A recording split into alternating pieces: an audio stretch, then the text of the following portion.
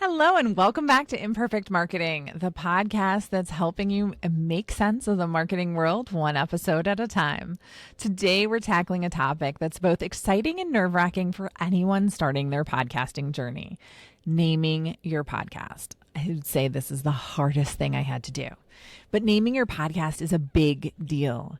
It's often the first thing potential listeners see. It's the one thing they need to remember to find you again. So how do you come up with a name that's catchy, descriptive, and unique? Well, let's dive in. So first, I want you to start by brainstorming. Grab a pen and paper, open a blank document, open up ChatGPT, write down every name idea that comes to mind. Don't filter yourself in this initial stage. I just want you getting those creative juices flowing, right? What are things, you know your topic, right? So what could you title it? Once you've got a solid list, that's when you start refining.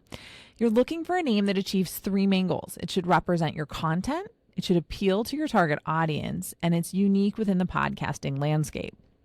You definitely don't want people to have to think too hard. One of my favorite podcast names is by Jenna Kutcher, and her podcast is called The Goal Digger, GOALDIGGER.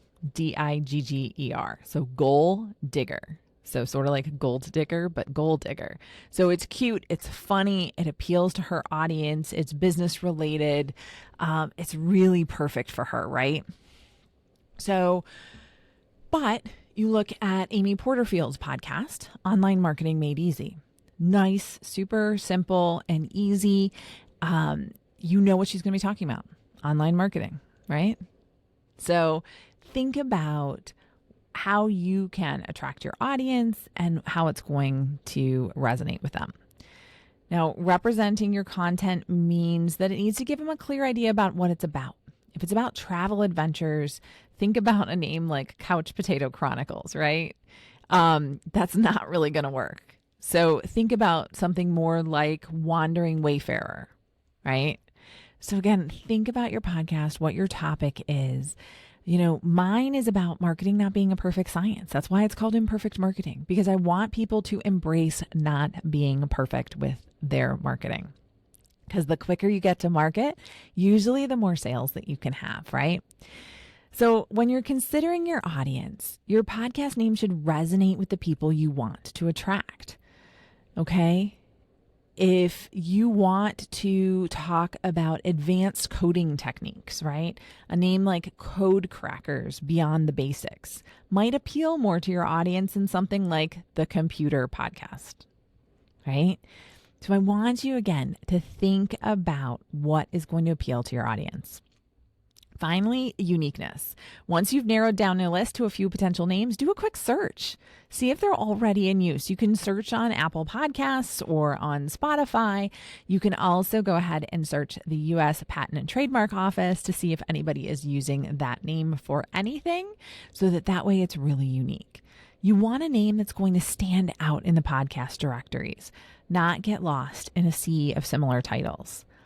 The best podcast names are usually a balance of clarity and creativity. They give listeners a hint about the content, but do so in a way that piques their interest and curiosity. So one last tip I'm going to recommend is say your potential names out loud. How do they sound? Are they easy to pronounce? Because you're going to be saying this name a lot, trust me. And so will your listeners, hopefully.